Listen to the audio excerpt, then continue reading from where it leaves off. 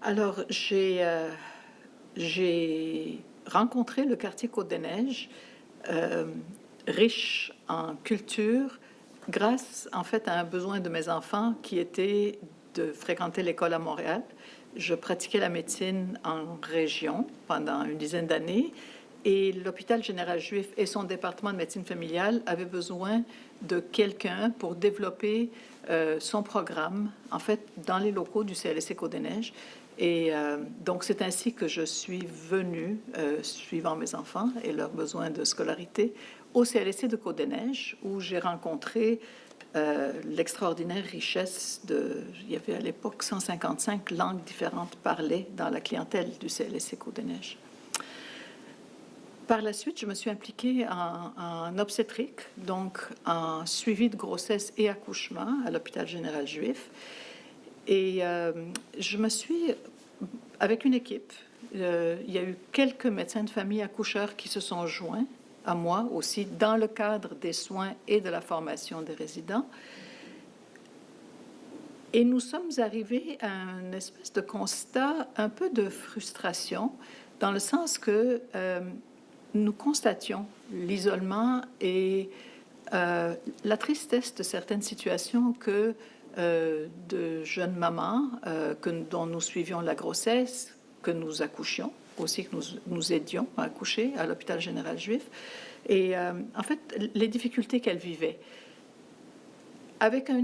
Et on est rapidement venu, avec mes collègues médecins de famille accoucheurs, au sentiment qu'on n'arrivait pas vraiment à infléchir la trajectoire de vie de ces bébés à venir et de leur famille en faisant un bel accouchement, tout simplement. Il nous fallait comme un appui beaucoup plus robuste que ce que nous arrivions à faire en institution. En fait, de la part du Lion, du travail qui est le travail des organismes communautaires, des travailleurs sociaux. Les médecins, on veut bien, mais on ne peut pas tout faire tout seul. En fait, on ne fait pas grand-chose tout seul. Et c'est ainsi qu'est née l'idée de la Maison Bleue, en fait. Peut-être aussi mentionner, avant la Maison Bleue, je m'intéressais, et je m'intéresse toujours, à l'obstétrique et à la grossesse et aux accouchements. Et j'ai été très, comment je dirais, j'ai pris part de façon assez vigoureuse auprès des sages-femmes et de leur combat pour reconnaître la qualité, en fait, de leur accompagnement. Et donc, j'ai aussi contribué à mettre sur pied la maison de naissance de Côte-des-Neiges à l'époque, et le hasard fait que la Maison Bleue est maintenant dans le parking de la maison de naissance de Côte-des-Neiges. Alors, voilà, c'est comme ça que je me suis impliquée dans Côte-des-Neiges. Je vais vous dire, pour la maison de naissance, curieusement, je dois vous dire, mon souhait, comme j'ai 6 filles, un garçon, je voulais la liberté du choix, en fait, pour mes filles. Alors, je voulais qu'elles puissent, en toute légitimité, choisir d'avoir leur bébé futur, elles étaient toutes petites à l'époque, avec une sage-femme. Donc, c'était un peu mon motif pourquoi je me suis autant impliquée dans la mise sur pied de la maison de naissance de Côte-des-Neiges. J'ai vu Côte-des-Neiges, en fait, devenir de plus en plus sécuritaire comme quartier. Il y avait une espèce de réputation de pas être un quartier dans les quartiers sécuritaires de Montréal. Ça fait quand même, ça va faire 30 ans maintenant que je suis dans Côte-des-Neiges. Et ce que j'ai vu, c'est vraiment un quartier qui est devenu à peu près dans les plus sécuritaires, tout en gardant sa diversité et sa couleur et ses couleurs, parce que c'est ce qui fait le... En fait, ben, c'est ça l'humanité, je vous dirais. Si on était tous de la même couleur, il n'y aurait pas d'arc-en-ciel. On s'entend, là? Il y a quand même beaucoup de couleurs dans la lumière. Et donc, Côte-des-Neiges a gardé cette richesse-là. Et je dirais aussi beaucoup de travail fait autour des familles et des enfants. Alors pour moi, en fait, c'est un joli cercle parce que ce sont mes propres enfants qui m'ont ramené à Montréal. Et voilà, donc, sans que j'y fasse rien, moi, les organismes communautaires font tout ce qu'il faut. Il y a des bibliothèques, il y a beaucoup de travail qui est fait, en fait, pour les enfants. Et ça, c'est un changement aussi dans Côte-des-Neiges. C'est sûr que la Maison Bleue, la mission de la Maison Bleue, qui est d'aplanir les inégalités sociales, il y en a énormément. Et la Maison Bleue, sa mission est finalement, en passant par la grossesse, qui est un temps extrêmement privilégié pour établir un dialogue avec la maman et son futur bébé, cette espèce de communication, de conversation qui s'établit entre la Maison Bleue et son équipe, les familles qui sont en attente d'un bébé, qui ont d'autres enfants aussi, dans la confiance, brise cet isolement-là qui existe encore pour tout. Malheureusement, on ne vit pas dans une utopie et autant que Côte-des-Neiges peut s'améliorer. Et peut-être qu'un jour, on n'aurait plus besoin de Maison Bleue dans Côte-des-Neiges. Je ne crois pas que ce sera de mon vivant, ni ailleurs dans Montréal. Mais voilà, je pense qu'on contribue un petit peu à cette espèce d'équilibre et d'aplanissement des inégalités sociales qui, en fait, ont leur impact, oui, dans l'immédiat, mais on le sait, ont un impact profond sur le bébé à venir et pour sa trajectoire de vie. On sait que la génétique, le cerveau du bébé est transformé par le milieu dans sa maman. La maman vit du stress, le bébé, il le sent, on le sait.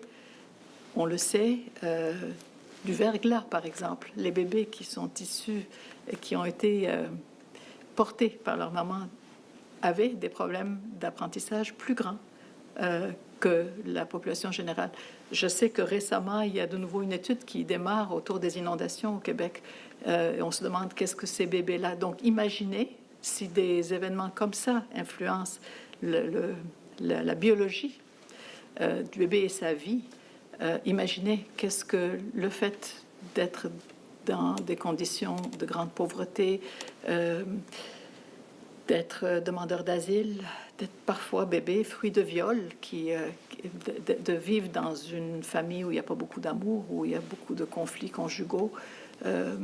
Imaginez l'impact que ça peut avoir. Donc, c'est ce qu'on essaye à la Maison Bleue d'équilibrer, en fait, d'arriver à une forme de justice sociale. De façon directe, je dirais, de façon la plus... où j'ai eu l'impression d'avoir agi directement, je dirais, oui, la Maison Bleue, mais aussi, je dirais, le groupe de médecine de famille universitaire qui est basé au CLSC Côte-des-Neiges, qui s'appelle le GMFU Village Santé, qui est un des rares groupes de médecine de famille universitaire en CLSC, où nous formons depuis, et tout récemment associés aussi au CLSC de Parc Extension et de Métro, plus d'une quarantaine de jeunes médecins, donc qui sont issus de la formation que nous leur offrons au GMFU, et les mêmes résidents d'ailleurs viennent dans les Maisons Bleues, viennent à la Maison Bleue de Côte-des-Neiges, donc sont exposés à tout ce qui est les indicateurs sociaux, tout ce qui l'advocacy.